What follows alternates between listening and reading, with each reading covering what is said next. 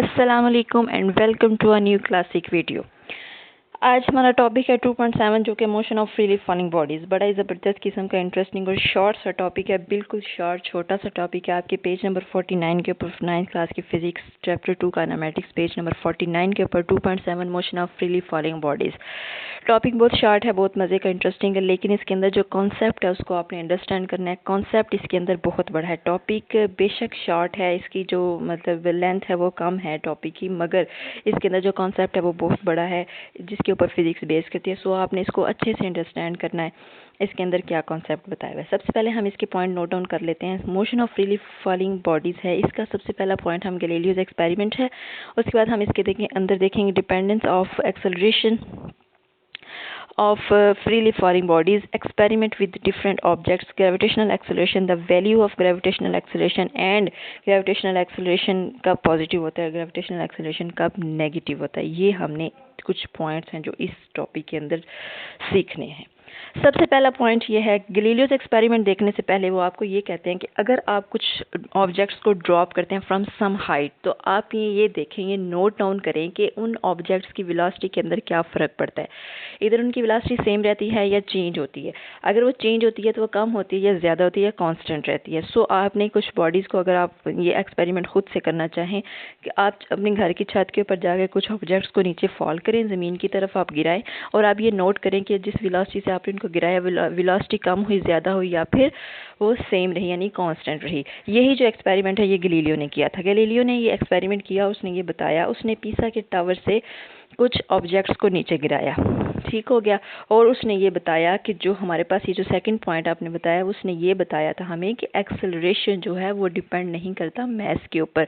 ये उसने किस तरह से बताया था, एक्सेलरेशन इंडिपेंडेंट होता है मैसेज के।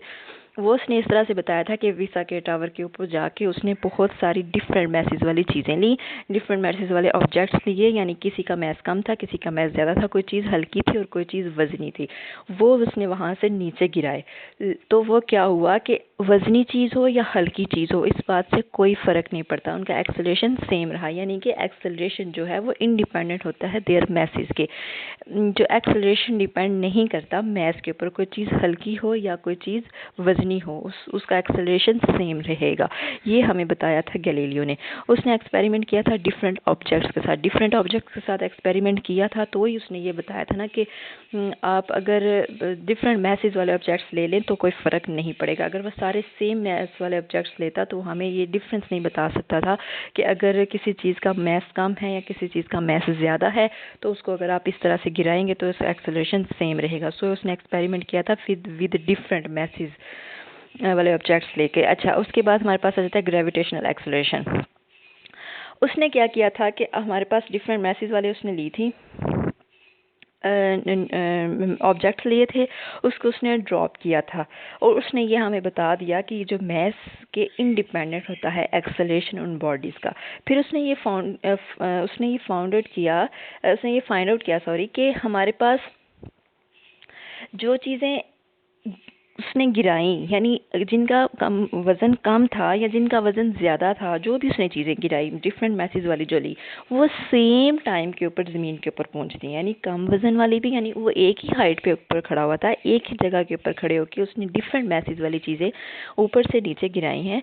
तो उसने ये वहाँ से फाइंड आउट किया कि आपने अगर कम मैस वाली चीज़ गिराई है या ज़्यादा मैस वाली चीज़ गिराई है, तो वो सेम टाइम के ऊपर ज़मीन के ऊपर फॉल करेगी, सेम टाइम पे ज़मीन पे पहुंचेगी। यानी इस बात से फिर उसने ये बताया कि ये एक्सेलरेशन जो है ये मैस के इंडिपेंडेंट है, मैस कम हो या ज़्यादा हो सेम टाइम में ज़मीन के ऊपर पहुंचेगी, यहाँ पे आके गिरेगी।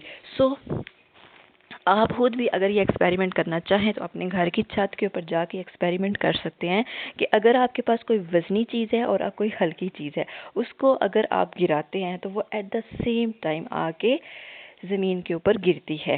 तो इसका मतलब ये है कि जो एक्सेलरेशन है, जो बॉडीज़ का, जो ऑब्जेक्ट्स का जो आपने गिराए हैं, वो उनके मैसेज के इंडिपेंडेंट है।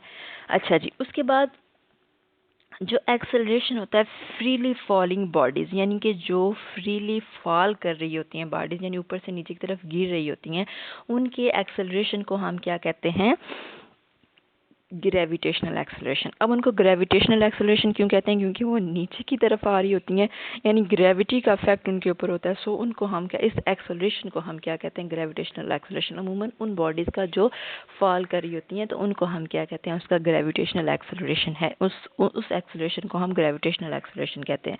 इस ग्रेविटेशनल एक्सेलरेशन को हम जी से डिनोट करते हैं, यानी इसका जो सिंबल है वो हमारे पास क्या आता है? जी। और इसको अगर हम इसका ज़मीन की सरफेस के ऊपर इस जी की वैल्यू होती है 10 मीटर पर सेकंड स्क्वायर। ये आपने वैल्यू याद रखनी है। ग्रेविटेशनल एक्सेलरेशन जिसकी आपके पास सिंबल जो है वो जी है, यानी इसको रिप्रेजेंट हम जी से करते हैं, और इसकी ज़मीन की सतह के ऊपर on the surface of earth इसकी जो वैल्यू है वो होती है 10 मीटर पर सेकंड स्क्वायर। ये वैल्यू आपने याद रखनी है, ये वैल्यू आपको हर जगह इसकी ज़रूरत पड़ेगी। अभी ये 9th क्लास है, आपका कॉन्सेप्ट है, कॉन्सेप्ट्स आपको मिल रहे हैं, इन कॉन्सेप्ट्स को क्लियर करें, इनको याद रखेंगे, आगे आपके नेक्स्ट काम आएंगे फर्दर आपकी क्लासेस में। सो जी की वैल्यू है 10 मीटर पर सेकंड्स के। ये न्यूमेरिकल्स में भी आपको आएगा काम, इसको आपने याद रखना है, न्यूमेरिकल्स में ये यूज़ होगा और नेक्स्ट आगे क्वेश्चंस में भी ये यूज़ होगा और अगली क्लासेस में भी। सो जी की वैल्यू, जी क्या है? ग्रेविटेशनल एक्सेलरेशन है, और जी की वैल्यू क्या होती है? 10 मीटर पर सेकंड स्क्वायर। अच्छा, अब वो कहते हैं कि ये ग्रेविटेशनल एक्सेलरेशन की वैल्यू हो गई। उसके बाद वो कहते हैं कि हमारे पास ग्रेविटेशनल एक्सेलरेशन क्या होता है, मतलब ग्रेविटेशनल एक्सेलरेशन पॉजिटिव कब होता है और नेगेटिव कब होता है।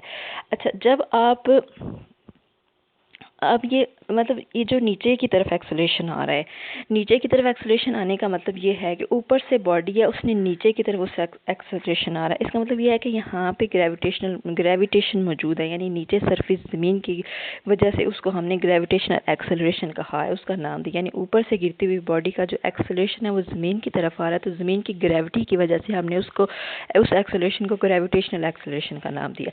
तो इस बात से हमें ये अंदाज़ा हो जाना चाहिए कि जब कोई बॉडी ऊपर से नीचे की तरफ आ रहा है तो उसका ग्रेविटेशनल एक्सेलरेशन पॉजिटिव होगा, यानी वो नीचे की तरफ आ रहा है उस ग्रेविटी की वजह से ही, तो वो ग्रेविटेशनल एक्सेलरेशन है। तो अगर वो ऊपर से नीचे की तरफ आ रहा है, यानी जब वो ज़मीन की तरफ आएगा, यानी ऊपर से नीचे की तरफ मूवमेंट उसकी हो रही है, ये फॉल कर रहा है ज़मीन की तरफ, अर्थ की तरफ, तो उसका जो ग्रेविटेशनल एक्सेलरेशन है वो पॉजिटिव होगा।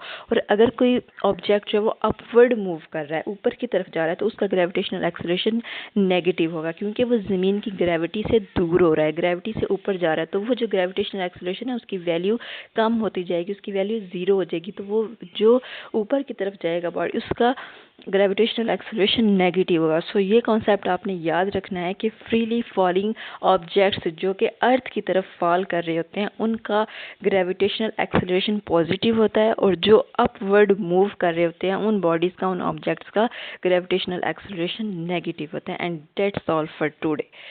आज हमने जस्ट ये पढ़ा है कि हमारे पास फ्रीली फॉलिंग ऑब्जेक्ट्स की मोशन किस तरह की होती है, ठीक हो गया। उसके बाद हमने वो एक्सपेरिमेंट हमने गैलीलियो वाला इसको अंदर कोट किया, वो मैंने आपको बताया कि किस तरह से उसने एक्सपेरिमेंट किया था डिफरेंट ऑब्जेक्ट्स लेके। उसके बाद उसने बताया कि इनका जो एक्सेलरेशन होता है वो मैस के इंडिपेंडेंट होता है, उस एक्सेलरेशन को हम ग्रेविटेशनल एक्सेलरेशन कहते हैं। उसकी वैल्यू जो होती है वो 10 मीटर पर सेकंड स्क्वायर होती है, उसको हम रिप्रेजेंट जी से कर सकते हैं। और अगर बॉडी ज़मीन की तरफ मूव कर रही है तो उनका एक्सेलरेशन पॉजिटिव होगा, और अगर अपवर्ड मूव कर रही हैं तो उनका एक्सेलरेशन नेगेटिव होगा। और बस इस टॉपिक के अंदर और कुछ भी नहीं है। मिलते हैं अब नेक्स्ट टॉपिक के साथ। यहाँ पे ये वाला जो चैप्टर है, सेकंड चैप्टर काइनेमैटिक्स, वो एंड हो गया। इसकी हम समरी भी देखेंगे, इसके हम सारे न्यूमेरिकल्स करेंगे, यानी एग्जांपल्स जो इसके अंदर हैं, चैप्टर के अंदर थी एग्जांपल्स, वो भी करेंगे, और जो चैप्टर के एंड पे इसकी दी हुई हैं न्यूमेरिकल्स वो भी करेंगे। इसके शॉर्ट क्वेश्चन और सब कुछ इसका हम क्लियर करने के बाद फिर हम नेक्स्ट चैप्टर स्टार्ट करेंगे और फिर उसका फर्स्ट टॉपिक करेंगे। तो अपना बहुत सारा ख्याल रखिएगा, दुआ में याद रखिएगा। अल्लाह हाफिज़। मिलते हैं नेक्स्ट टॉपिक में।